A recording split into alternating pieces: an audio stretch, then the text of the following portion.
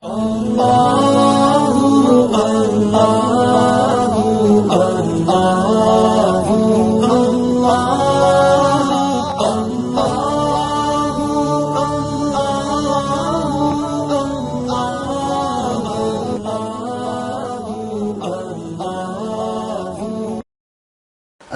علیکم ورحمۃ اللہ وبرکاتہ.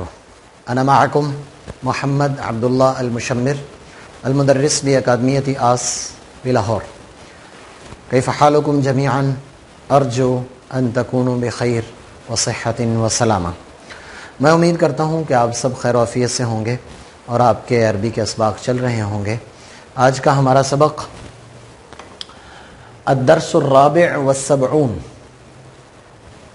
74 نمبر سبق ہے. اس سبق میں بھی عام استعمال ہونے والے جملے جنہیں ہم گھر میں روزمرہ زندگی میں استعمال کرتے ہیں انہی کا تذکرہ کریں گے. تو آئیے سب سے پہلے لا تلعب ہونا. لا تلعب ہونا، یہاں مت کھیلیں. ہونا کا مطلب یہاں، لا تلعب کا مطلب نہ کھیلیں. بعض دفعہ ہمارے گھر میں بچے چھوٹے چھوٹے پھر رہے ہوتے ہیں تو ہم ان کو کوشش کریں کہ ان کو بولیں لا تلعب ہونا یا ابنی، اے میرے بیٹے یہاں پہ مت کھیلو. لا تلعب ہونا. اس کے بعد آئے ساعدنی. ساعدنی یا اخی، اے میرے بھائی میری مدد کیجئے. ساعد یساعد مساعدتاً، اس کا مطلب ہوتا ہے کسی کی مدد کرنا. تو ساعدنی، میری مدد کیجئے، اے میرے بھائی میری مدد کر. کل الطعام. کل اکل یاکل سے کل، قرآن میں بھی آتا ہے کلو وشربو، کھاؤ اور پیو. تو کل کا مطلب ہے کھائیے، الطعام طعام کا مطلب ہوتا ہے کھانا. ہم اس کے مفردات میں ذکر کر چکے ہیں. تو سامنے کھانا پڑا ہوا ہے، آپ کسی بچے کو یا آپ کے کوئی عزیز ہیں، قریبی رشتہ دار ہیں، ان کو یا کوئی بھی مہمان آپ کے سامنے ہے تو آپ اسے کہہ سکتے ہیں کل الطعام، کھانا کھائیے. اس کے بعد ہے لا تشتم احد. ایسے ماحول سے بچے گالیاں سیکھتے ہیں تو ہم ان کو کہتے ہیں کسی کو گالی مت دیں. تو ہم کہیں گے لا تشتم. یہ میرے ساتھ بولیے لا تشتم احدن. لا تشتم احدن، کسی کو گالی مت دیں. شغل السیارہ. اس کے بعد اگلا جملہ ہے شغل السیارہ. سیارہ آپ کو پتا ہے کہ گاڑی کو کہتے ہیں، مفردات میں ہم ذکر کر چکے ہیں. اور شغل یشغل کا معنی ہوتا ہے چلانا، سٹارٹ کرنا. کوئی بھی ایسی چیز جو بند پڑی ہو اسے سٹارٹ کرنا ہو تو اسے شغل یشغل کہا جاتا ہے. جیسے ایک مفردات میں ہم نے ذکر کیا تھا مضخۃ الماء. مضخۃ الماء کا مطلب ہوتا ہے یہ جو ہم موٹر پانی والی ہوتی ہے تو اس کو کہتے ہیں مضخۃ الماء. تو آپ نے کہنا ہے موٹر چلا دیں تو شغل مضخۃ الماء. تو اسی طرح گاڑی سٹارٹ کریں، گاڑی کو چلائیں تو شغل السیارہ، گاڑی کو چلائیں. اجلس معی. ہم بعض دفعہ یہ بھی لفظ بولتے ہیں اجلس معی، میرے ساتھ بیٹھیے. اجلس معی، میرے ساتھ بیٹھیے. اس کے بعد ہے ادنو منی. دنا یدنو دنون. یہ دنا وا مادہ ہے اس کا، اور اس کا بیس لفظ ہے جس کو ہم بیس ورب کہتے ہیں. تو اس کا مطلب ہوتا ہے قریب ہونا. قرآن میں بھی آتا ہے ثم دنا فتدلا. ثم دنا، دنا ادنو، قریب ہو جائیے، منی میرے سے، یعنی مجھ سے قریب ہو جائے، میرے ساتھ قریب ہو جائے. این تذهبوا. این کا مطلب آپ کو معلوم ہے کہاں، اور تذهبوا کا مطلب ہے آپ کہاں جا رہے ہو. ذهب یذهب کا مطلب ہے آپ کہاں جا رہے ہو. اگر ہم نے کہنا ہو نذهب تو پیچھے تقریباً 40 کے قریب جو الفاظ ہیں اس میں میں نے یہاں پر افعال کے حوالے سے آپ سے کافی ساری گردانیں ذکر کی ہیں. اگر آپ نے وہ پڑھی ہوئی ہیں تو یہ تقریباً پورا سبق آپ کے لیے بہت آسان ہوگا. لیکن یاد رکھیں عربی کا اصول، میں پہلے بھی اس کو ذکر کر چکا ہوں. عربی کا اصول یہ ہے اگر آپ جو جملہ یاد کرتے ہیں اسے استعمال کرتے ہیں تو پھر آہستہ آہستہ آپ کو عربی آنا شروع ہو جاتی ہے. اگر آپ اسے استعمال نہیں کرتے، یہاں تک کہ اگر آپ اسے اچھی طرح یاد بھی کر لیتے ہیں لیکن استعمال نہیں کرتے تو پھر وہ عربی آپ کے پاس نہیں رہتی. کسی بھی لینگویج یا زبان کا تعلق بولنے سے ہوتا ہے، اسے یاد کرنے سے نہیں ہوتا.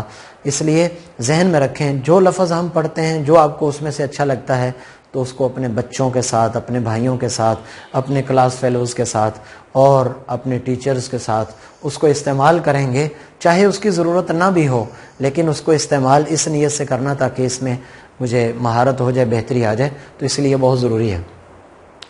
انا مشغول جدا، یہ آج کل تقریباً ہر بندہ یہ کہہ رہا ہے کہ میں بہت زیادہ مصروف ہوں، حالانکہ اگر وہ خود سے زندگی میں دیکھے تو وہ اتنا مصروف نہیں ہوتا۔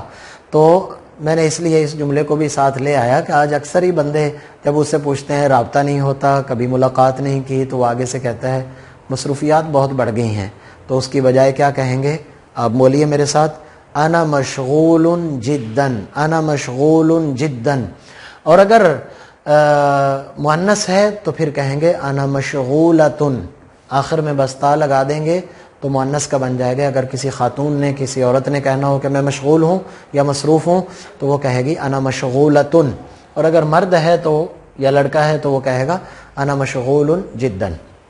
اس کے بعد ہے، یہ لفظ بھی ہم بہت استعمال کرتے ہیں، آئی ایم سوری کی بجائے اعتذر الیک، اعتذر الیک۔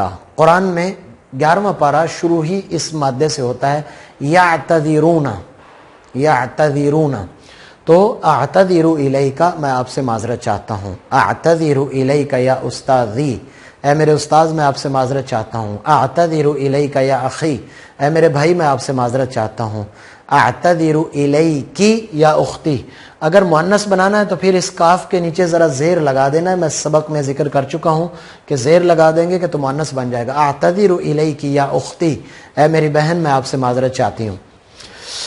انت مخطئ، یہ بھی ہمارے ہاں بہت زیادہ رواج پا چکا ہے، ہم خود کو غلط کہنے کی بجائے دوسرے کو غلط کہتے ہیں۔ آپ غلطی پر ہیں تو آپ نے کہنا ہو آپ غلطی پر ہیں تو کہیں گے انت مخطئ، انت مخطئ، کہ آپ غلطی پر ہیں۔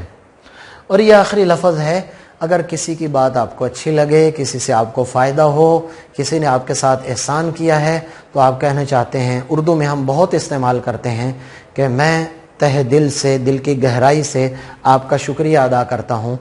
آپ سبق پڑھتے ہیں تو میں تہ دل سے آپ کا شکریہ ادا کرتا ہوں، تو میں کہوں گا اشکرک، میں آپ کا شکریہ ادا کرتا ہوں، من صمیم القلب، قلب آپ کو معلوم ہے کہ دل کو کہتے ہیں، صمیم کا معنی ہوتا ہے گہرائی، تو دل کی گہرائی سے میں آپ کا شکریہ ادا کرتا ہوں۔ تو کوئی بھی آپ کے ساتھ اچھا معاملہ کرے اور کوئی آپ کے ساتھ بہتر معاملہ کرے تو اس کو کہیے اشکرک، بولیے اشکرک من صمیم القلب، من صمیم القلب، میں آپ کا تہ دل سے شکریہ ادا کرتا ہوں۔ میں امید کرتا ہوں کہ آج کا سبق آپ کو سمجھ آ چکا ہوگا، اور کوشش کیجئے کہ اس کو اپنے گھر میں رہتے ہوئے، کلاس میں رہتے ہوئے، جو آپ کے ارد گرد کا ماحول ہے اس میں رہتے ہوئے ان جملوں کا استعمال کریں۔ میری کوشش یہ ہوتی ہے کہ ایسے جملے آپ کو سکھائے جائیں جن کی ہمیں روزمرہ زندگی میں ضرورت پیش آتی ہے۔ ایسے جملے جو ہم کبھی بھی نہیں استعمال کرتے یا بہت کم استعمال کرتے ہیں، میں کوشش کرتا ہوں کہ ایسے جملوں کو سبق کا حصہ نہ بنایا جائے تاکہ لوگ اس سے بور نہ ہوں۔